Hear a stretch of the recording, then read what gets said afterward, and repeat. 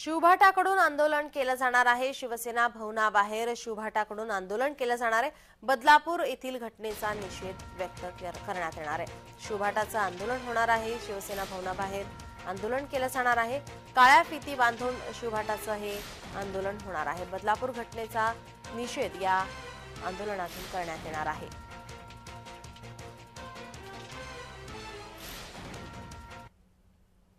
याचाच आढावा घेतला आमचे प्रतिनिधी डॅरेल मिरांडा यांनी। पाहूयात।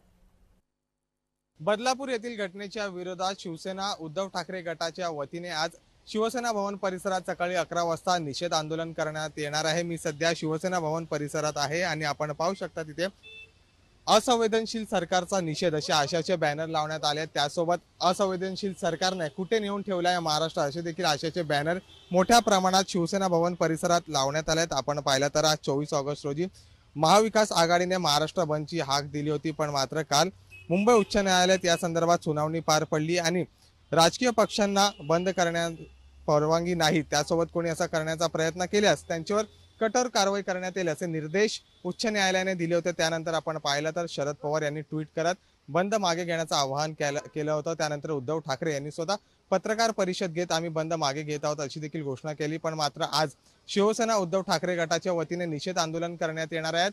हातात काळी फीत बांधून त्यासोबत हातात काळे झेंडे घेऊन उद्धव ठाकरे स्वतः या आंदोलनात सहभागी होणार आहेत। मोठ्या प्रमाणात शिवसेना ठाकरे गटाचे नेते आणि पदाधिकारी देखील इथे उपस्थित राहणार आहेत।